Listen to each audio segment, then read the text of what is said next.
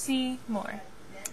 'Twas the night before Christmas, when all through the house not a creature was stirring, not even a mouse.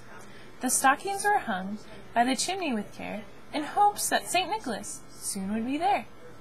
The children were nestled all snug in their beds, while visions of sugar plums danced in their heads.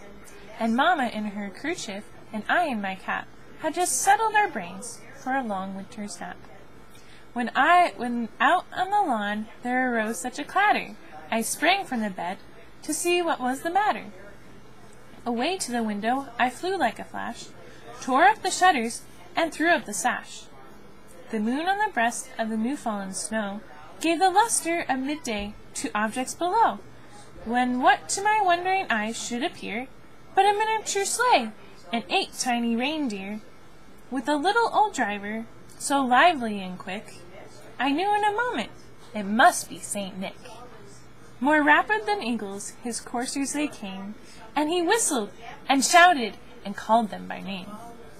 Now Dasher, now Dancer, now Prancer and Vixen, on Comet, on Cupid, on Donner and Blitzen, to the top of the porch, to the top of the wall.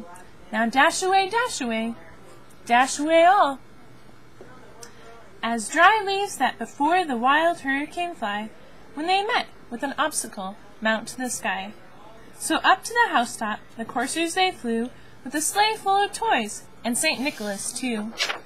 And then in a twinkling I heard on the roof the prancing and pawing of each little hoof. As I drew in my head and was turning about, down the chimney St. Nicholas came with a bound. He was dressed all in fur, from his head to his foot, and his clothes were all tarnished with ashes and soot. A bundle of toys he had flung on his back, and he looked like a peddler just opening his pack. His eyes, how they twinkled, his dimples, how merry.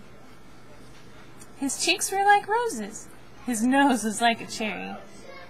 His droll little mouth was drawn up like a bow, and the beard of his chin was as white as the snow. The stump of a pipe he held tight in his teeth, and the smoke it encircled his head like a wreath. He had a broad face and a little round belly that shook when he laughed like a bowl full of jelly. He was chubby and plump, a right jolly old elf, and I laughed when I saw him in spite of myself.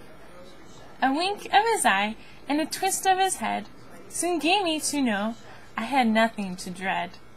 He spoke not a word, but went straight to his work, and filled all the stockings, then turned with a jerk, and laying his finger aside of his nose, and giving up a nod, at the chimney he rose.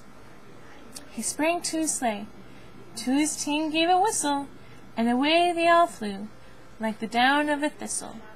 But I heard him exclaim, ere he drove out of sight, Merry Christmas to all, and to all a good night. The end. Very good. Very good. And that was... "'Twas the night before Christmas." And that was narrated by... narrated by Michele Tag. Very good, Michele.